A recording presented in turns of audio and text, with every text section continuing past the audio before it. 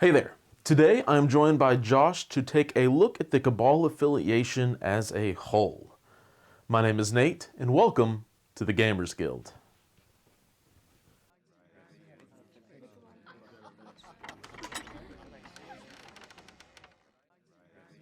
Alright, so I originally thought this video was completely disappeared, gone into the void, because the MP4 recording unfortunately got corrupted or something weird happened with it, but thankfully Zoom also records separate audio tracks. So you won't get to see Josh and I, rather you will be seeing our much more photogenic dogs, replacing where our faces would normally be while having just a normal discussion. With that said, enjoy the video. Alrighty, guys. Today I am here with Josh, or Merzain, as he is well known in the Marvel Crisis Protocol Discord channels. Yeah, I'm happy to be here. I wouldn't say well known, but maybe like looked at sometimes on the That Discords. sometimes that Like, works. hey, there's that guy with that weird Stickman figure profile That, picture that again. one guy who really likes crossbones. Yeah, that's. I still get people asking me, "Are you the guy that likes crossbones?" Yeah. We will continue to enforce that because it is just simply true. And it is in part because of that love. And I know you enjoy the Cabal, you understand the Cabal and how they work. And I am not on that level. Ever since the game's come out, I've been with the Avengers, so I felt pretty comfortable doing an overall affiliation review for them.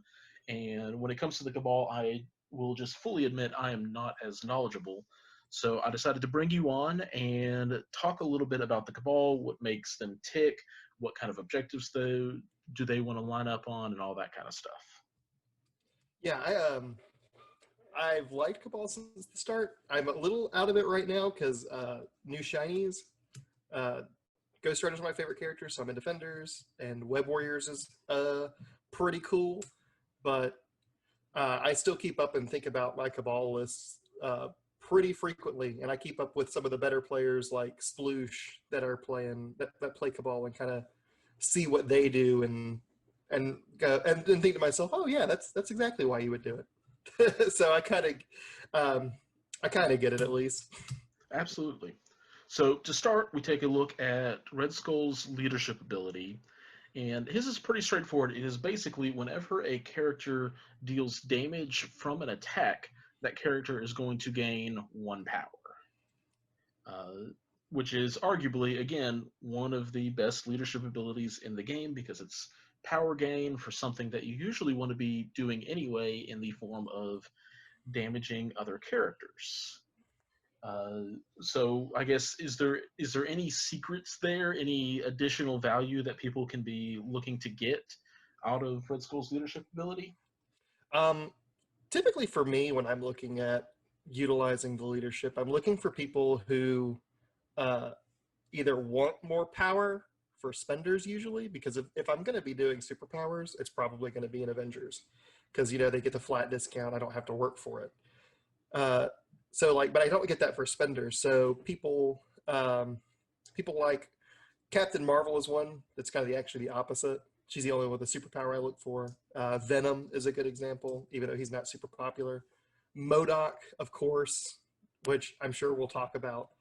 Um, that's typical. Or even in my last talk, I talked about Shuri. Shuri's still a good one. People who want that little extra oomph because they need that little bit of extra energy.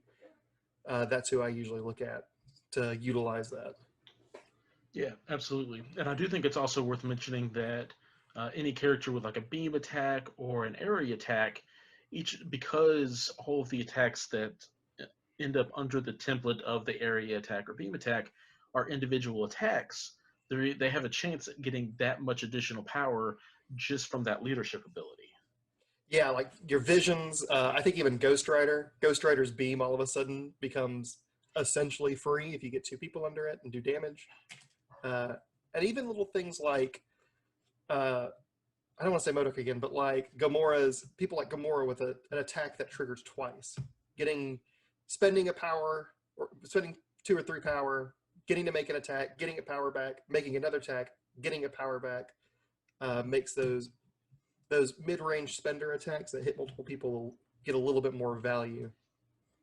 Yeah, which is really nice in Cabal because, as you mentioned, Gamora can suddenly a cosmic assassin attack becomes extremely potent, getting 2 power back that you just spent into it. Or in the case of Vision, he just starts racking up on the power. And you already mentioned Shuri, who I think is absolutely ridiculous, and I'm sure we'll talk a little bit later in the affiliation. So typically, if you could like just point out 2 to 3 things that you think a character who can take advantage of what the Cabal offers to the max, what are those 2 to 3 things? Well, I think there's kind of two areas of thought when you look at building a Cabal list. Your two areas of thought are: am I playing Modoc, or am I not playing Modoc? If you're playing Modoc, the models I tend to look at are the models and cards I tend to look at are things that are going to support Modoc, keep him alive, get his damage output as high as possible, um, or control other people around him so he just doesn't get dogpiled. Uh, Examples that be like, we'll talk about it in a little while, but Wong, Shuri, even people like Valkyrie and Baron Zemo to go off on a flank, or to stand behind him and support him. The other train of thought is one that I prefer. It's where you kind of have like a 4-point beater with some 3-point support. Those are typically my Captain Marvels, my Visions, and then having people like Crossbones come in to hold a point on the other side of the map where he can go off to die and no one cares. And the reason I like people like her is she can, when you get Captain Marvel going, she can continuously binary form. Yeah, because odds are, even if once she goes binary that one time, a free attack that rolls 6 dice, all with rerolls, is likely to net you at least 1 point of damage everywhere. Yeah, and that's 4, and then her passive generation will give her 5. So then all of a sudden, boom, she's binary form every turn without any kind of outside interaction. Yep. So there's kind of aggressive characters that need, like I said earlier, that little bit of oomph to get to their cool stuff. That want, like I said, aggressive, want to attack, want to be doing damage. They're the ones that really, really like that Red Skull ability. And then people that want to take an extra activation sometimes with Cosmic Invigoration. Yep, a very powerful tactic card all its own.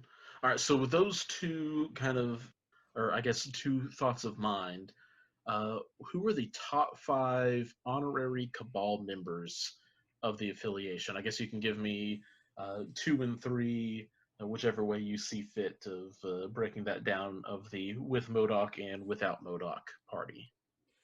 Well, I will go ahead and start with my first out of affiliation love, and will probably always be one of my loves, is, like I mentioned earlier, Shuri. I think since her release, think she's one of the best characters in the game. She does anything that Cabal wants. She controls people. She loves getting extra power. 3 power on her shots is not uncommon. Supporting whoever you have, whether that's your MODOK or your 4-point beater or whoever, through the rerolls, through the protection from her pushes. She's got it all. And if you treat her right, she'll treat you right. The second one I touched on her earlier was Captain Marvel, for the reasons I stated, that binary form makes her an excellent turret.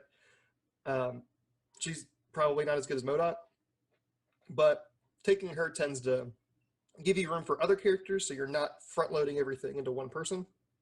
Mm-hmm. It lets you have a more spread team, lets you have more threats. So if people, like say your Corvus Glaives or your Thors are coming in to assassinate just the one guy, it doesn't hurt you as bad because you have less value in all of your people. Yeah, absolutely. And it almost, because she's able to stay in binary form, if she truly is able to just stay in there, whether that's a little bit of power given from other people's attacks and stuff, it almost bumps her up to like a 5-threat character, having increased all of her defenses by 2 and having all of her attacks increased by 2. Yeah, 4 dice with all rerolls. I mean, we mentioned it's pretty likely to do a damage or 2 against most people. 6 dice with all rerolls is even better. You typically won't do strike or rocket punch because you want to keep generating power. but occasionally getting that 9-die rocket punch really puts a hurting on somebody. Yep, And then and she's even got if it's not enough for that daze or KO, you get the stagger off of it, which is really strong. exactly. The next one is a purely MODOK piece. I think some people are a little torn on him, but I'm pretty much convinced that he's going to be. If you're taking MODOK, he should be totally in your consideration as in Wong. The healing is fantastic. Being able to remove stagger from your 5-point tent pole is probably the best ability printed on any character's card for MODOK. Being able to give him additional power is absolutely ridiculous. As if MODOK doesn't have an issue generating power on his own, being able to give him an extra one just because he's Wong makes his life even easier. I think that if anyone was made to have MODOK in mind, it was that man. It was the Wong miniature. Yep, no, he's a fantastic support piece. Granted, some of those support elements cost him actions, but since he only has a 4-dice physical strike as his attack option, you don't want to use that. You want to be having Wong gain power to spend on MODOK to either heal him or donate that power to him for sure. Exactly. And it's funny because you look at that 4 cost and you say you don't want to do it, but it's almost, if you don't mind doing damage with your Cabal, you don't mind. You don't want to punch people because you don't want to give them power, and it's just as good as doing a meditate. But in Cabal, if you manage to get that damage in, he ends up getting 2 power. So it's almost like a synthesis from Vision with a little bit of damage tacked on. Yep, if you get a little bit lucky on your dice. Yeah, Sure. a little bit is an understatement. He's gonna have to get a lot of bit lucky on those dice. Yeah. The next one, and I tried to pick characters that kind of went both ways.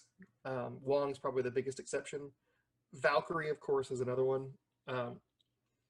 The big thing is generating her own power to throw every turn or to be able to charge. She wants to get in the action.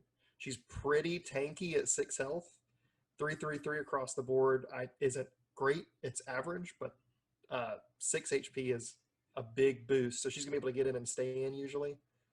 Yep. She's just a slightly above average on her overall defensive capabilities with the 6 stamina on the healthy side, 5 on the injured.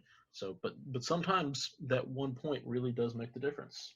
It's sometimes the difference between someone getting a lucky 5-die strike and you rolling no defense. Sometimes that extra point of damage keeps her alive for 1 more turn so that you can get her to do her cool things. And then she's also potentially got the 2 attack bonus through her Dragon Fang Flurry. So you pay 3 for Dragon Fang, and you end up netting 1 total, or you end up only spending 1 power if both attacks do damage. She also brings that control element. She brings the aggression. She's perfect for both your non-MODOK and your MODOK list because she's a good one to throw off on the side to distract while your MODOK group pals around on the other side of the table. Yeah. And while she's not an insanely power-hungry character, because she does get 2 every single turn, her strike can usually generate a decent bit of power. She just has so many different abilities, and that Dragon Fang attack costs 3. That power is not going to be wasted on her. She can burn through 10 power a single activation if she needs to. Yeah, absolutely. And she's, I think some characters you look at and you think, I think I want to bank this power for the next turn. But on Valkyrie, I think putting your foot on the gas and just saying, nope, I'm going to spend it all in this activation is usually not a terrible decision. Usually not. And I think that leaves you with 1 more character, or did I lose count? No, I got 1 more, and it's kind of a weird one, and someone's probably going to flame me for it, I think, because it's more of a theory that I've got, and it's Green Goblin. So, kind of on that 4-point beater, he does have the 4-die attack, but in Cabal, you're probably bringing Shuri and Zemo, so you're probably getting rerolls, and he's probably going to hit at least a damage or 2 to get in, which builds towards his Knight of the Goblin. He also gets mobility, which is something Cabal doesn't usually get a hold of outside of Zemo with the hit and runs. He's got that interesting board control from the trick or treat, being able to blow up buildings. Yeah. And then he's pretty tanky with 7 health. So, and he's also a size 3 flyer. So if you're one of those guys that likes to take Venom in your Cabal, all of a sudden you've got a good drop-off target that's not Ultron. And then when he flips, a lot of people think he gets better when he flips, and that's not entirely untrue. He gets even better when he's just generating absurd amounts of power through his Night of the Goblins. Or not Night of the Goblins, his now 5 dice pumpkin bombs. Yep, and also just the potential of the I think it's unstable psyche that just generates him free power based on how well you can roll dice during the power phase. Yep, exactly. Well, God, what's that other thing? Oh, Incinerate. Incinerate's the other good thing. Cabal likes aggression, and they don't like you rolling defense dice because that kind of ruins their evil plan of getting power off of you. Well, getting that lucky wild through all of your rerolls means that all of a sudden you're getting Incinerate on people, and that makes it much easier to sneak in your damage with not just Goblin, but your Zemo, your Valkyrie, even your Red Skull if he decides to throw a couple of cosmic. What is it? Cosmic Blast, Cosmic Saps out there. Yeah. Because I think my least favorite thing with Red Skull is I say, oh, I've got 1 action and 1 power. I think I'll just use my Cosmic Blast because it'll pay for itself. And then it doesn't do damage and it doesn't pay for itself. So those are 5 solid choices. I can definitely see where you're coming from. Green Goblin, I guess the Cabal really don't have access to Incinerate, really. And between Green Goblin and Ghost Rider are the 2 main sources at the moment. I could definitely see the argument for Green Goblin, because if you're doing 5 threat and Cabal, you just need to bring MODOK, which brings me to my next question, which is, who are a couple of those in-affiliation characters that you really want to try to have in your roster because they just shine in the affiliation? Well, I have to take the Crossbones mask off, and I can't sing his praises. I have to talk about real things, and that's that MODOK's probably the best in affiliation character. He's probably one of the best characters in the game. Cabal's probably his best affiliation. Between Red Skull just being the perfect mid-range combat support for him, being able to generate enough power to use most team tactics cards to save him. Mm-hmm. I really don't think I don't think we need to discuss too much about why MODOK is fantastic. But the only other character I really think kind of fits that bill, aside from Red Skull, is Baron Zemo. Baron Zemo's got a lot of speed. He's always feels like outside of Cabal, he's 1 or 2 power away from doing the things he wants. So that extra 1 or 2 power you're getting from your attacks on him will really make him shine. He's able to reroll himself. He's able to reroll your MODOK. He's able to reroll your Shuri or your anyone for free, and that really helps keep his power up. And I'm going to name drop Sploosh here from the TTS League. I have seen several plays where someone will kill his Baron Zemo. He'll field dressing him with MODOK, and he'll just go to town. He's one of those characters at 3 points that if left unchecked, he'll absolutely punch up on a way above his weight class. Yep, absolutely. Zemo is very consistent for his offensive purposes, and with his long move charge, he can get to where he needs on the board for sure. All right, so we've talked about the different characters that you should probably have a pretty good look at if you were thinking about running the Cabal. What about the crisis cards, though? Are there any certain secure layouts? Are there a certain number of extraction objectives or any benefit from any of the extraction objectives that the Cabal really thrive on? For me, hammers are good. They like being aggressive. They like having more dice. And so hammers are good. I think cubes are good. I think cubes can be hard. You have to get that middle cube and pull back because your MODOK's not going to chase people down. You're going to have a hard time pulling that odd number extract. But cubes is pretty good because you like the power. You're doing damage a lot. So if they're picking up cubes, there is a good chance that you're gonna make them pop themselves with a cube because you're already being so aggressive, and that'll just give you that cube back anyway. Valkyrie and Zemo are pretty good at chasing down people and getting them. while it's a bit risky, it's totally worth it. Citizens are pretty good. You're gaining a lot of power. Vision's not bad, and he's probably the best citizen character. Hmm. And then you probably are using people like MODOK who can evacuate and pick up and then potentially evacuate again if you position and roll correctly. Yep, MODOK is definitely a character between a sap power and a 6 dice mystic attack that just generates power all its own to be able to set up some insane plays with that. But going back to cubes real quick, also works out really well. You already mentioned the aggressive kind of game plan that Hammers brings, but the cubes are dealing damage. So even if they do get that middle cube, getting a little bit of extra damage here and there for an aggressive Cabal team is really nice, even if it gets them that 1 point. If they take too much damage, just having no more characters left is still quite the win condition. Exactly, and you're already encouraged to take your power-hungry characters, so you're just getting there faster.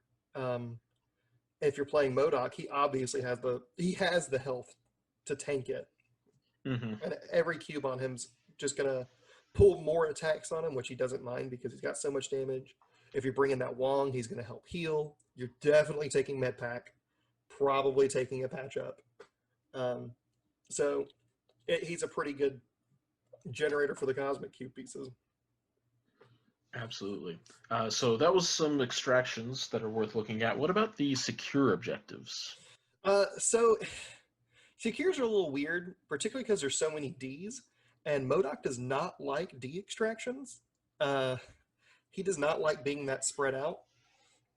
Infinity Formula is not too bad with him. He likes to be able to go to one side and control, like, say, the right side, and then have someone on the left side just kind of harass, like your Valkyrie, Crossbones if you're playing Crossbones, like I like to, until he can just completely secure that side and hopefully an extra extract or two and give you the hard decision of, well, do I jump across the map and risk dying to MODOK, or do I sit over here and let him win on points? Mm-hmm. Gamma Shelters is pretty cool because you have to come into MODOK. I know some of the other Cabal players don't like it, but it's probably my favorite Cabal extract or secure. Not my favorite point cost, but definitely my favorite layout. The Hell Portals I'm not sure about because I don't know if you like being incinerated. But I think that's more speculative. I think that's a little too advanced for me right now. I need to play that more before I can comment on that one. Montesi formula seems interesting too. I totally forgot about that. Everything you hit gets you a point on beams. Yeah, that seems really strong. Being able to give any character a beam 3 with 6 dice that suddenly also generates power where it normally doesn't seems excellent. Yeah. But I think more so than going for certain, like I said, we're going for certain crises. I think it's more avoiding your Ds. You don't want those. Extremis consoles, spider portals is probably the worst. And then the Cosmic Invasion, the Black Cosmic Order Invasion.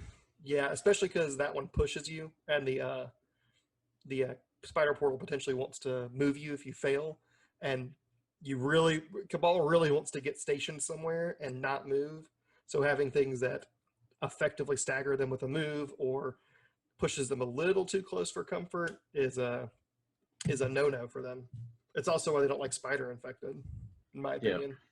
Makes sense. So once MODOK or some of your big base characters, Zemo doesn't mind it so much because he has the charge. Yeah. But having to have Red Skull go first to realign MODOK with a Cosmic Portal teleport, not Cosmic Portal.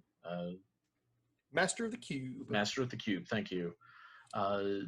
It makes your game plan not quite as efficient.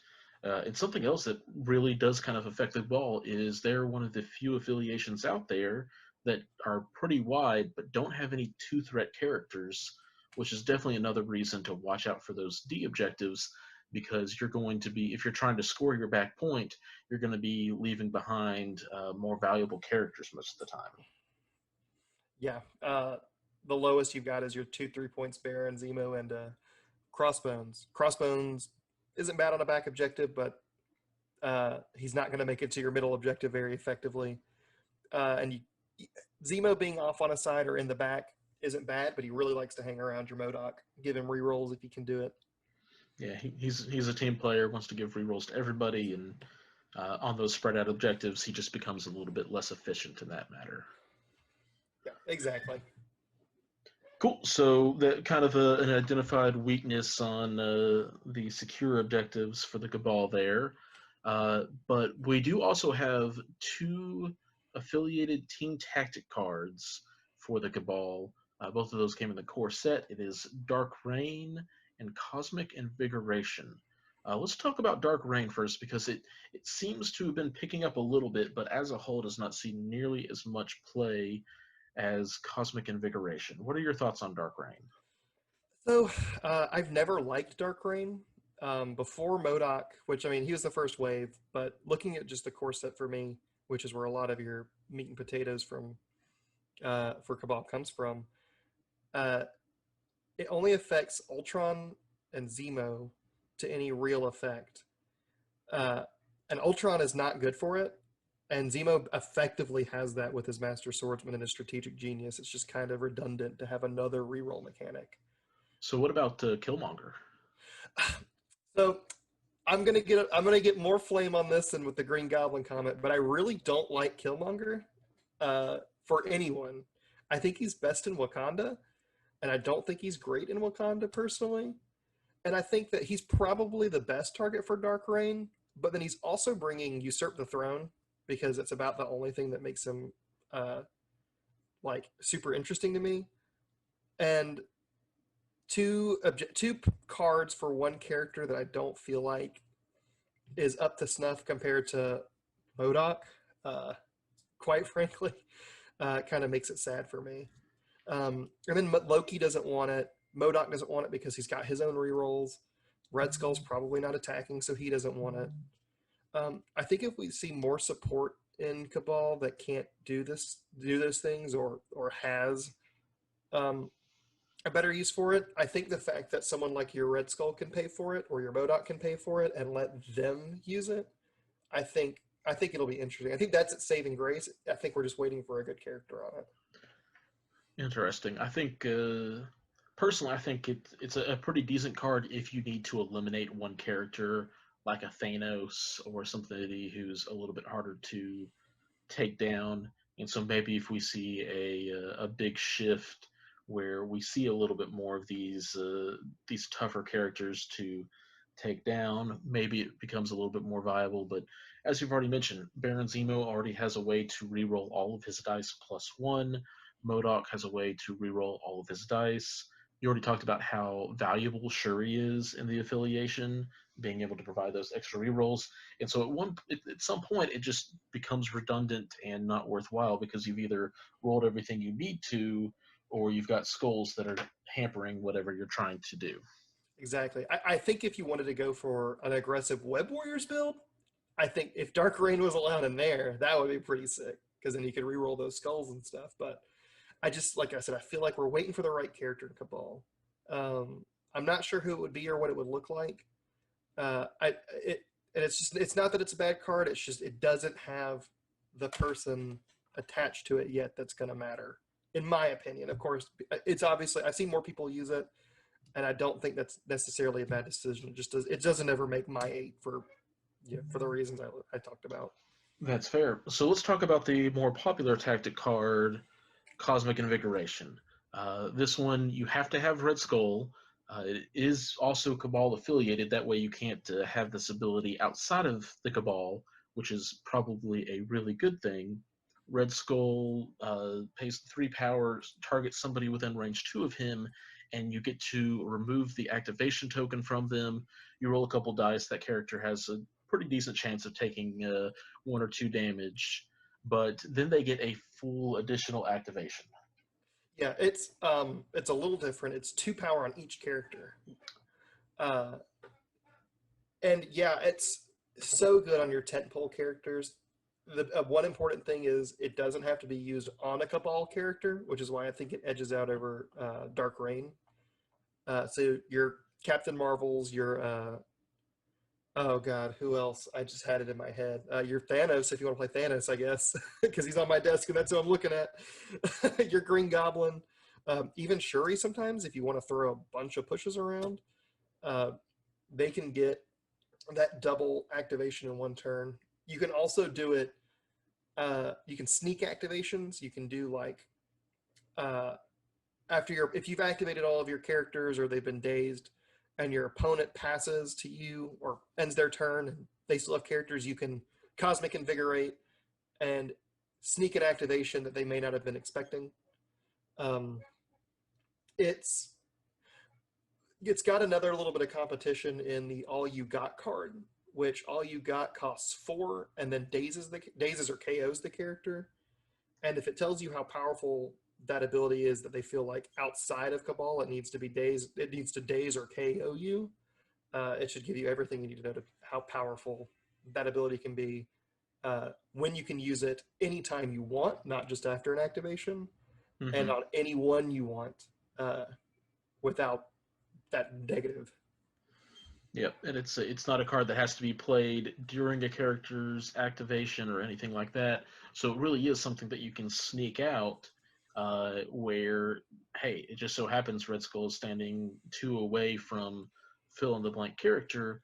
They can just go again without any big heads up to your opponent. Yeah, and I think I have gotten a little bit more use out of it as a threat. Just flash in the cosmic invigorate, them being aware of it, and making bad decisions to play around it. Uh, I've spent more games not playing it than playing it, and still felt like I've got use out of it because I know my opponent is preparing for it, and just it's in vain essentially. Absolutely. Cool. Well, those are all the questions I have for you. That is a general overview of the Cabal. If you are not familiar with them, I hope that this gave you a pretty good idea of what they're working with, some of the key characters and key pieces. If you didn't hear his name enough, Modok is probably worth picking up if you have a lot of interest in playing the Cabal. He's got some really great versatility within what he's able to do, but also does have some weak points in the objectives, it seems. Yeah, I hear a lot of people talking about how they think he's overpowered. I disagree wholeheartedly. I will agree he's probably the best character in the game, but someone's got to be there.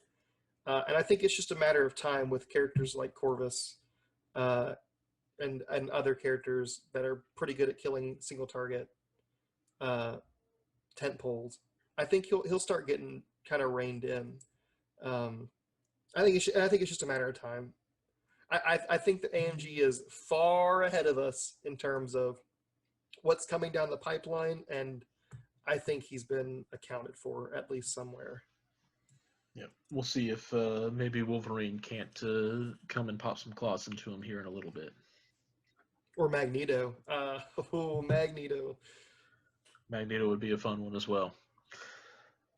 Alrighty, guys. Well, thank you all for joining us. If you have any questions, as usual, feel free to reach out at either of the links in the description down below. And as always, I want to take a quick moment to thank all of the patrons who are willing to support this channel. Just preemptively a little bit, got a new editing software. So here in the next couple months, once I have fully understand its capabilities and what it's able to do, we'll have some updated animations and things in the videos, which I'm super excited to share with you all. So a genuine thank you to all of the patrons who have been supporting the channel. Things like that would not be possible without you. Josh, before we go, do you have anything that you want to shout out in the MCP community? Well, on the topic of Cabal, uh, I know Danger Room has Sploosh. He's a really good Cabal player. He's made it to finals twice in these TTS leagues. If you see him talking in any of the discords, pay attention to what he says if you're looking at Cabal. He says a lot of really cool stuff. If you want to hear me talk about characters, because for some reason you think what I say means a lot, I'm going to be on the next tier list episode for Turn Zero. It's going to be a two-parter. We recorded for like 5 hours. So there's a lot of incoherency, but it was a lot of fun. And I think I talk about some of the points here that I mentioned, and a few more. I kind of go into depth about, or we all kind of go into depth about almost every character in the game. But other than that, I would like to shout you out and say that I'm a patron supporter, and I think everyone should be supporting you on Patreon. I think what you do is fantastic. And there's a Discord for you that you can come and talk to everyone that also has a Patreon or is also a patron. So come and get in there and say hi. Well, you can't see it, but I'm blushing. So thank you. That's I do appreciate it and the kind words. I'm excited to continue to have the channel grow and the different possibilities and opportunities that are coming down the pipeline. So thank you all again for watching, and until next time, keep on gaming.